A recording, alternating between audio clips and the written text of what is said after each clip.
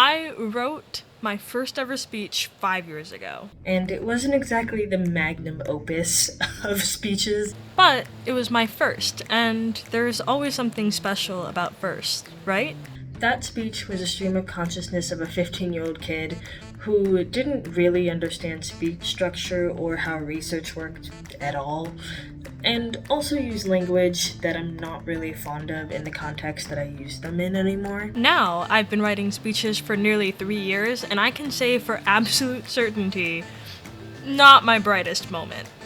Only 150,000 views, not concerning at all.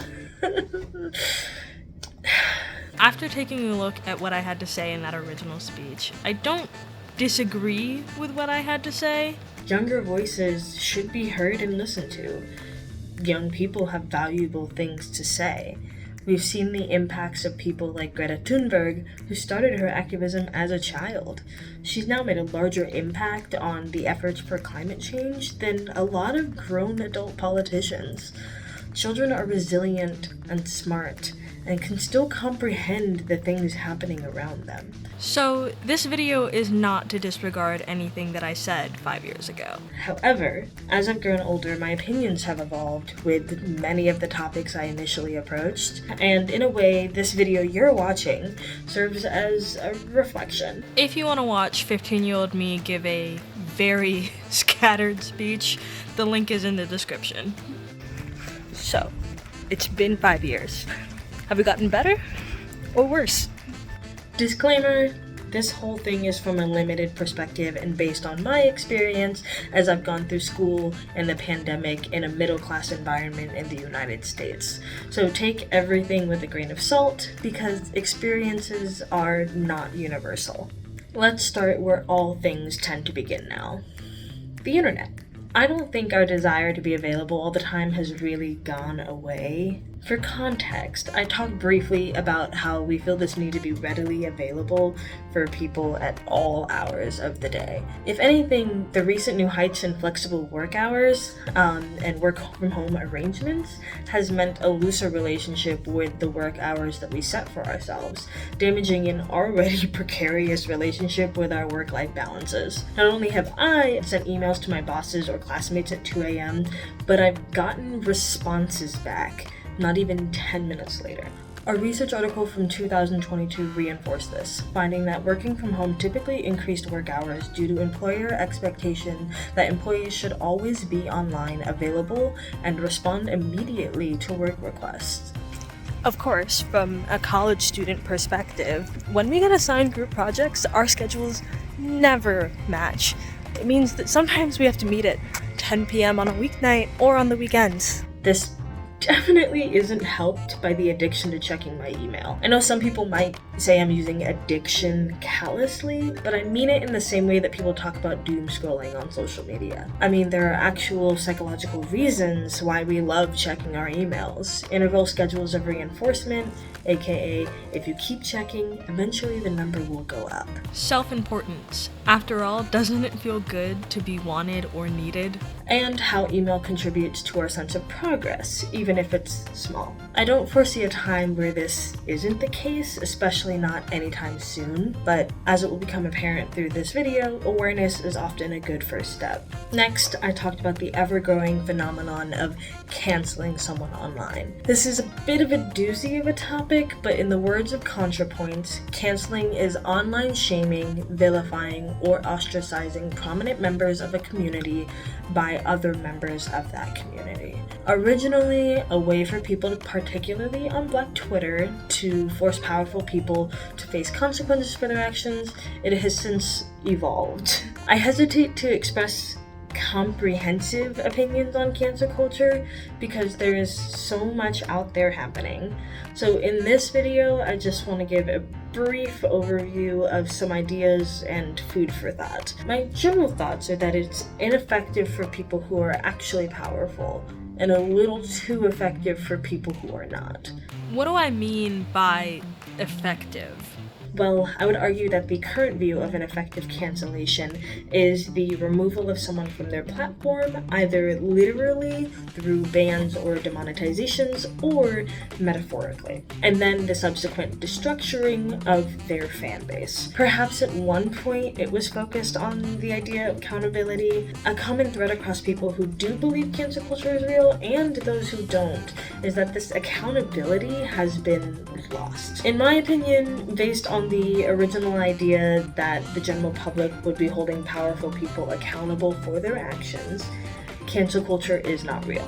When we think about famous or rich people in the online space, many of the ones who have been canceled to some degree, even with the waves of hate, have bounced back in some way, if they even dropped in popularity at all. We can look at examples like James Charles, a beauty YouTuber who has been canceled probably 3 or 4 times at this point, yet continues to retain a very public and successful career on YouTube. Or a rather infamous example of J.K. Rowling, continuing her successful career after openly and publicly being transphobic, with the general public identifying her as a TERF, a trans-exclusionary radical feminist. These aren't isolated incidents. Shane Dawson, Dan Schneider, and Taylor Swift are all examples of people who have done bad things in the eyes of the public, but retain their careers. Swifties, do not come after me.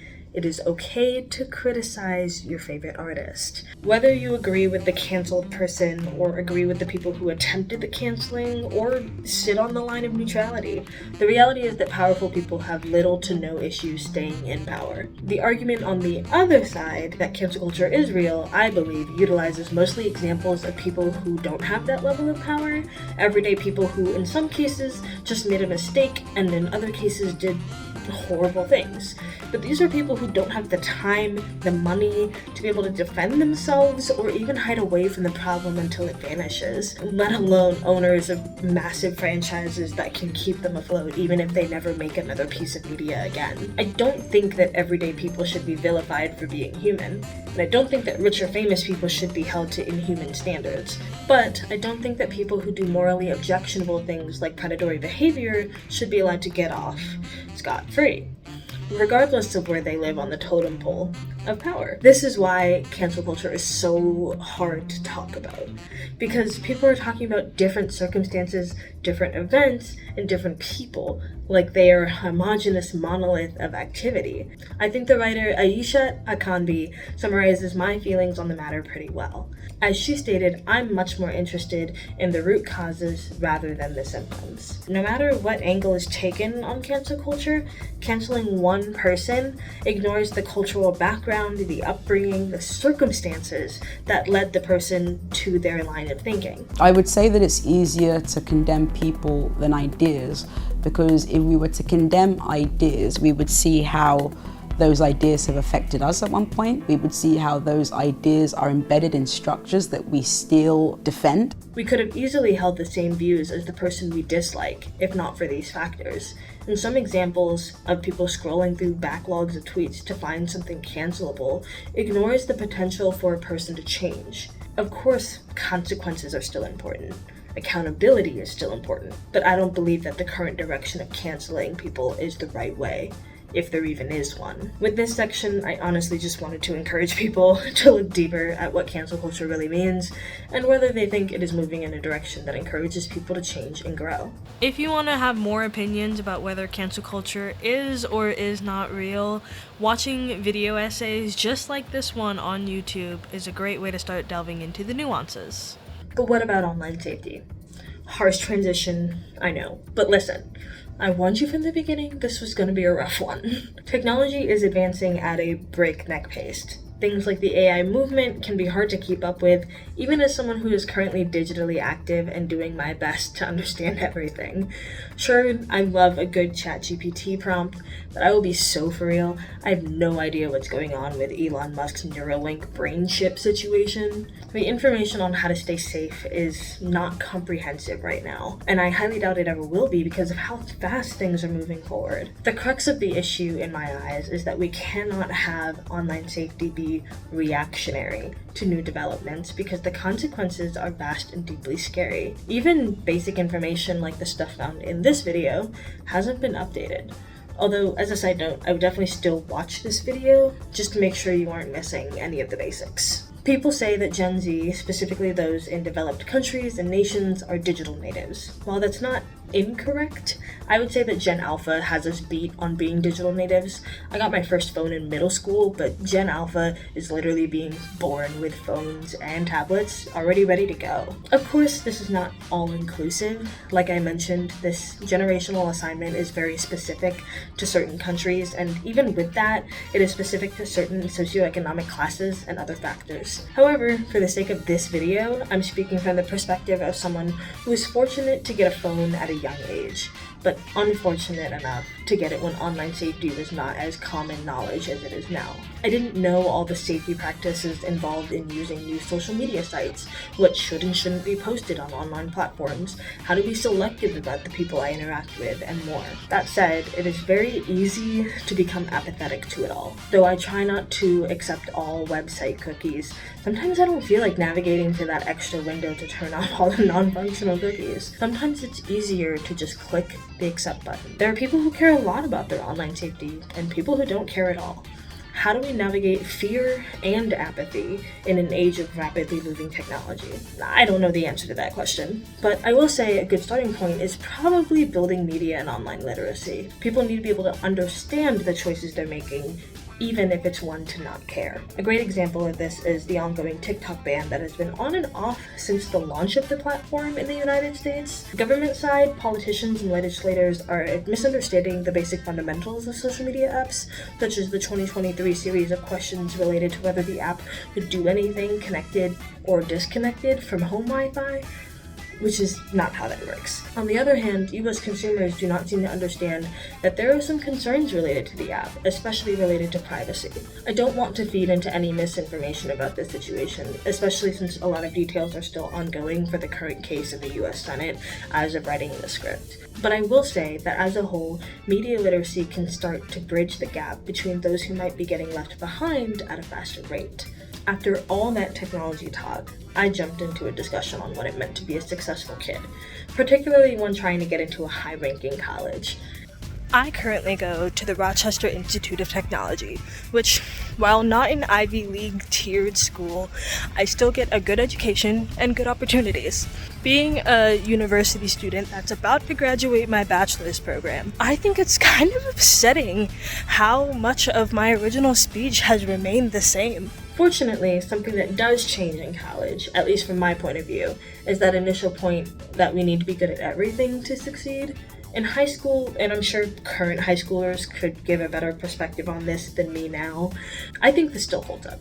However, the point of college is that you're no longer vying for the more general success of getting into a university.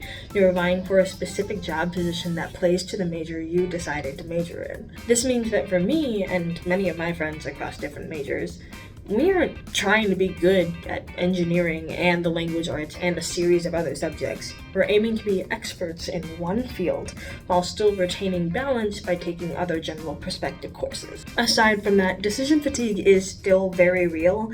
At the time, I worded it as this overwhelming amount of choices that seem like the end-all be-all, and yes, those larger choices are still important and difficult, but at the core, that's referred to as decision fatigue. Researcher Grant Pignatiello found in his content analysis of the topic that the consequences for decision fatigue can range from diminished decision self-efficacy, aka you don't believe you can make decisions, ignoring alternatives that might be better than the default, and subsequent regret if alternatives are realized after the fact, and potential impaired ability to incorporate the necessary executive functions to sufficiently plan a choice of action, meaning you literally are not able to use as much of your reasoning skills and abilities as expected or typical of you prior. Grades. Oh gosh, grades. Grades are a difficult one for me personally. I, for a very long time, placed a good portion of my self-worth into the letter that I would get at the end of the semester in every class. what that GPA read at the end of each school year.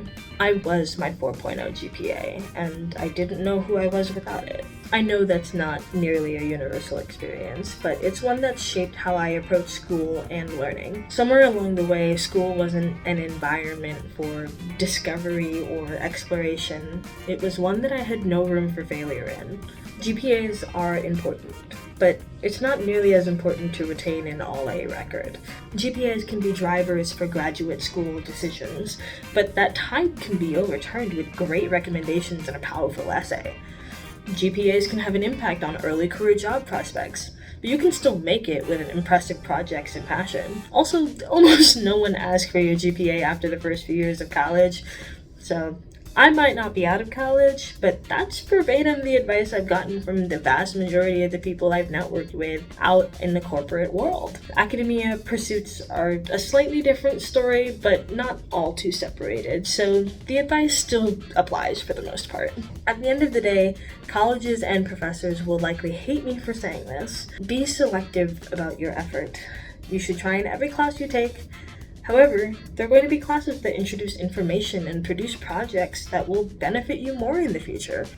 This changes by your major, but it means that when push comes to shove, it's okay for a class that doesn't motivate you or push you forwards towards your career goals to take a back seat.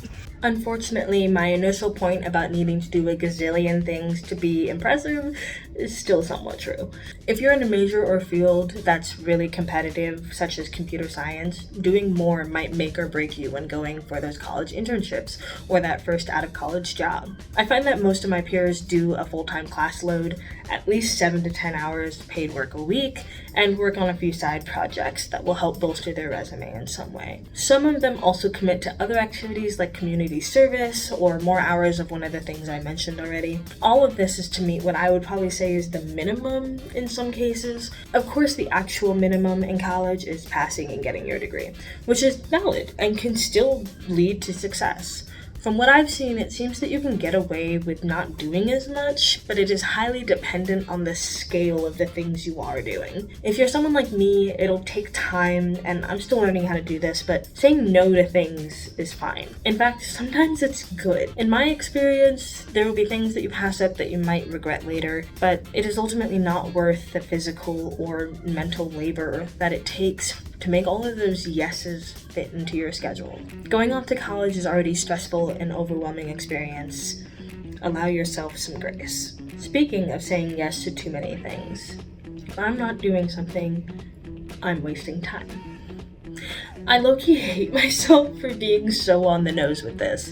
I don't think this feeling will ever go away for me.